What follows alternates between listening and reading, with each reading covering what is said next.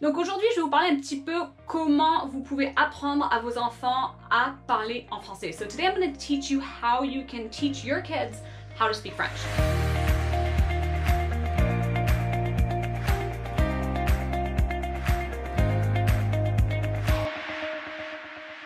Donc ce qui est très important, si vous le pouvez, c'est de prendre cette habitude même avant leur naissance ou avant que vous les avez dans votre vie, si vous adoptez.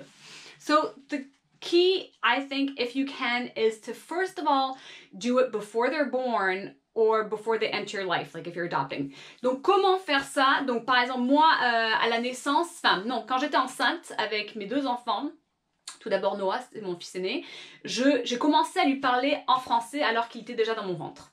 So what I did in my situation is that when I was pregnant with each of my sons, but starting with Noah, my oldest, I already started talking to him while he was in my stomach and I was talking to him in French. Dans le contexte d'adoption, si vous pouvez écrire ou enregistrer des messages à cet enfant en français, ça va déjà l'initier à la langue française. So in the case of adoption, if you're able to write letters to the child or record things in French, it's already going to initiate that language, transferring that language. Dans le cas forcément qu'ils ne parlent pas français, in the case that they're not speaking French. Ou toute autre langue que vous voulez vraiment que votre enfant parle. So that goes with any language that you really want your child to speak. Pour moi, ce qui est essentiel, sachant que actuellement j'habite principalement aux États-Unis, c'est important que je ne parle uniquement à mes enfants en français. Donc ça, ce serait le point numéro 2 après le fait que je leur ai parlé depuis la naissance. So, knowing that I currently live in the United States, what's extremely important for me is to only speak in French to my children.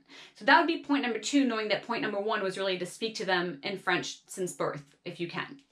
Donc, tout autour de moi est en anglais. Si je vais à la poste, à la banque, etc., tout est en anglais. Donc, c'est important que je leur transmets le savoir de la langue française tous les jours, uniquement en leur parlant en français et en communiquant uniquement dans cette langue. So knowing that everything around us is in English because we go to the bank, the post office, everything is in English around us, it's very important that I can transmit this language to them by only communicating with them in French. Si on habitait uniquement en France ou principalement en France, eh bien je ferais le contraire comme moi comment j'ai grandi. So if we lived predominantly in France, I would want to do the opposite the way that I was raised. Oui, donc en fait, je sais pas si je vous l'avais dit, mais moi en fait, donc je suis née et j'ai grandi dans le sud de la France, mais mes parents ne me parlaient que en anglais. So I don't know if I mentioned this or not, but I was born and raised in the south of France. My parents only spoke to me in English. Donc, qu'est-ce que ça veut dire? Ça veut dire, bon, ma mère est anglaise, mon père est américain, italien. À la maison, toute la famille, on ne communiquait que en anglais, alors que nous vivions en France et que tout autour de nous était en français. So what we did is that my family, my mom being British, my dad being American, Italian, our entire family would only communicate in English, considering the fact that everything around us was in French, because we lived in France.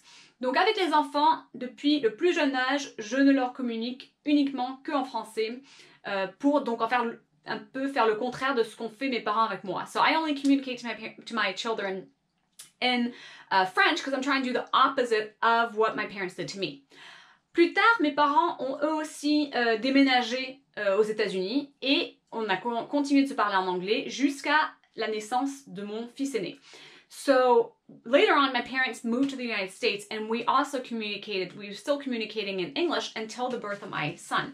À ce moment-là, j'ai fait un petit briefing avec ma famille, on va dire, et je leur ai dit, écoutez, moi je veux absolument que mes enfants grandissent bilingues, donc tous entre nous, il faut que nous prenions l'habitude de parler et de se communiquer qu'en français, sachant qu'on habite tous aux États-Unis. So what I had to do with my family is a little meeting and say, hey, we got to switch it up now. We all have to communicate in French because now everything around us is in English and it's important for my kids to be able to speak French. Donc, communiquez avec le maximum de personnes autour de vous en français, tout votre entourage au maximum, c'est-à-dire dans la famille, si vous le pouvez, communiquer vraiment uniquement en français. So as much as you can, communicate with your family in French. Avec mon mari, ça également, je dirais qu'on communique moitié français, moitié anglais parce qu'il n'est pas encore vraiment bilingue et en fait ça dépend de quoi on parle. So with my husband, what we do is that we communicate half in French, half in English because he's not completely fluent and it just depends on what we're talking about. Mais au maximum, en tout cas, surtout notamment devant les enfants, on essaie de renforcer le français en communiquant au maximum en français. Moi, bon, je leur communique en français, mais lui, il va faire moite-moite parce que bon, du coup... Des fois, il est un peu limité, on va dire. So, for us, we talk like the maximum we can. We're going to speak in French, our entire family, together, and my husband as well. But he kind of does half and half, like half English, half French, whereas I only communicate in French. Après, un autre point très important, donc point le numéro 3, c'est vraiment d'inclure toute la famille dans les conversations en français. So, point number 3 would really be that you're having everybody in the family communicate in French together. Et puis, point numéro 4, c'est vraiment, donc j'en parle aussi dans cette prochaine leçon, mais de habituer vos enfants à communiquer entre eux en français. So point number 4, and I talk a little bit about it next in this next chapter, however, it is to get your children used to communicating together in French. Donc depuis leur plus jeune âge, j'ai fait en sorte que je disais par exemple, Noah, dis à ton frère ceci. Et donc comme déjà moi je lui parlais en français, lui il parlait donc en français à son frère. So since a very young age, what I did with my older son Noah is I would obviously communicate with him in French. I'd say, hey, tell your brother this. And so since I was already communicating with him in French, he would just relay that message in French. Donc j'espère que c'est un peu logique, mais c'est vraiment en fait encore une fois d'habituer ces enfants à se communiquer en français, que ce soit par des jeux qui sont en français ou juste les encourager, de les pousser, et même s'ils sont dans une école qui est anglophone ou autre quoi. So it's really getting your children used to communicating in French together, and even if they're in an English speaking school or a different whatever language where depending on where you live that doesn't speak French, just getting them used to speaking and communicating in French through games and activities. Et même on peut faire, nous on avait commencé à faire comme un système de bons points, bon c'est peut-être un peu à la vieille école, mais et je vais vous expliquer un peu ce que je faisais avec les bons points. So what we've done is that we have what we call good points, bons points, and it's maybe like a little old school from when I went to school, but I'll explain a little bit what we do with this. Donc eux ils ont des bons points, donc moi je fais 1 heure de français avec eux par jour, donc niveau scolaire. Et ils ont un bon point quand ils font bien l'école en français, un bon point quand je leur fais l'italien un peu, quelques phrases, juste une dizaine de minutes parce que bon voilà. Et je leur lis des histoires de la Bible le soir, donc ça aussi ils ont des bons points pour ça. Et quand je vois bien qu'ils ont essayé de communiquer... j'arrive pas à parler aujourd'hui. Et quand je vois qu'ils ont vraiment essayé de communiquer avec leur père en français, et je vois qu'entre eux, bon, ils se parlent français, et ben ils peuvent avoir un bon point supplémentaire. Au bout de 10 bons points, ils ont une image, et au bout de 5 images, ils ont un cadeau. Donc, bon, voilà. So the good point system is like these little points that that I give the kids. I'll have to demonstrate. And they can get these points with really 4 ways. Is I do an hour of French with them after school, like homeschool, but for French for an hour, so they can get one for doing that. I read them Bible stories so they can get one for listening and, you know, cooperating or participating.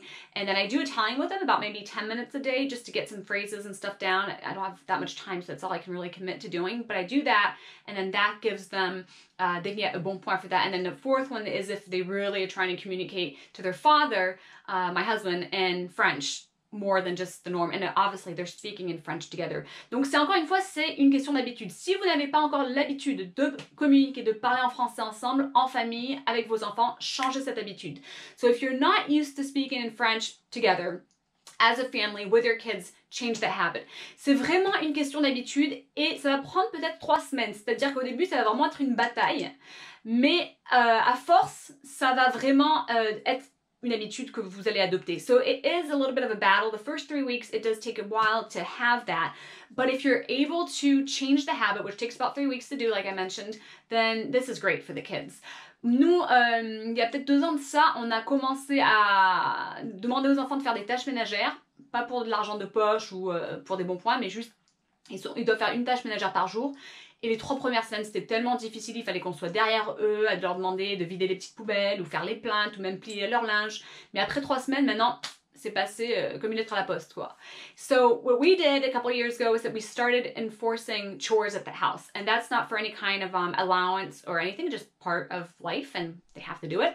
And the first 3 weeks were a real battle because we would have to be right there with them, behind them. And whether it's like they'll do the baseboards or they'll empty out little trash cans or fold their laundry. But the first 3 weeks were tough.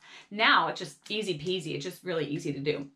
Donc, ce que je vous encourage, c'est que si vous voulez changer et faire en sorte que votre famille communique dans cette langue que vous voulez vraiment leur apprendre, changez-le dès maintenant, habituez-vous et même s'il faut que vous mettez des réveils ou des notifications pour communiquer en français ou dans l'autre langue que vous voulez apprendre, mais le fait c'est vraiment de changer cette habitude pour que vous communiquiez tous ensemble en français. So if you're not doing that, I encourage you again, communicate in French, change that habit today. If you need to change some settings on your phone or have notifications to remind you to speak in French or whatever language you want your children to learn, do that and change the habit. Et soyez constant avec. And so be consistent with it. Ça, c'est la clé. That's the key. Merci.